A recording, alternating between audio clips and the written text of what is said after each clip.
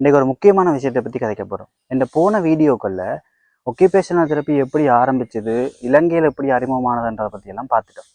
So நாங்கள் இந்த வீடியோன் மூலமாக ஒக்கியூபேஷனல் தெரப்பி ஏன் முக்கியம், நாங்கள் ஏன் அதை பற்றி அறிஞ்சு கொள்ளணுன்றதை பற்றியும், குறிப்பாக இலங்கை வாழ் மக்களுக்கு ஒக்கியூபேஷனல் தெரப்பி ஏன் முக்கியம்ன்றதை பற்றி பார்க்கலாம். ஸோ அனைவருக்கும் வணக்கம், நான் உங்கள் யோ. முதலாவதா ஸ்ட்ரோக்கால பாதிக்கப்படுறவங்களை உதாரணமாக வச்சு நான் உங்களுக்கு இதை விளங்கப்படுத்துகிறேன். இலங்கையில் பார்த்தீங்கன்னா 1000 பேரில் 10 பேர் இதால் பாதிக்கப்படுறாங்க. அதுவும் வடமாகாணத்தில் 2.3 விதமான பேர் இதால் பாதிக்கப்படுறாங்க. குறிப்பாக பார்த்தீங்கன்னா 65 வயதுக்கு மேற்பட்ட ஆண்களில் தான் இது கூடுதலாக பாதிப்பை ஏற்படுத்துதுன்னு சொல்லி சில ஆய்வுகள் சொல்லுது.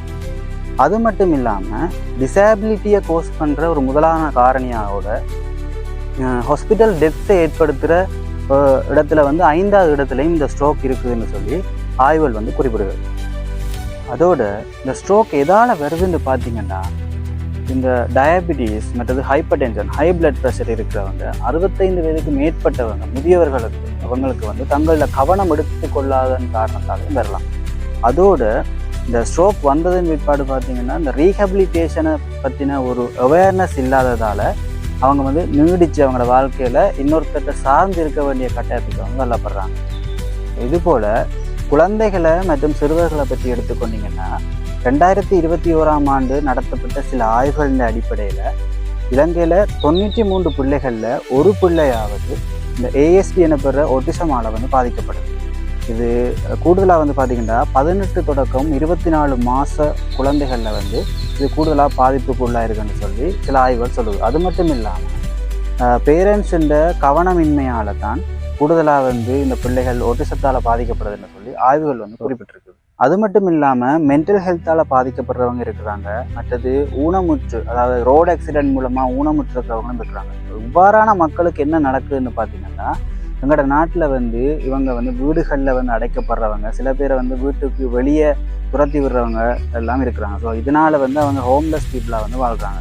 ஸோ இதெல்லாம் என்ன ரீசனுக்காக நடக்குதுன்னு பார்த்தீங்கன்னா, இவங்களுக்கு இந்த ரீஹபிலிட்டேஷனை பற்றின ஒரு அவேர்னஸ் இல்லாததுனாலையும் சில இந்த மூட நம்பிக்கைகள், முட்டாள்தனமான முடிவுகளில் இவ்வாறான மக்களோட எண்ணிக்கை, இப்படி தனித்து விடப்படுற மக்களோட எண்ணிக்கை நம்ம நாட்டில் அதிகரித்து வருது.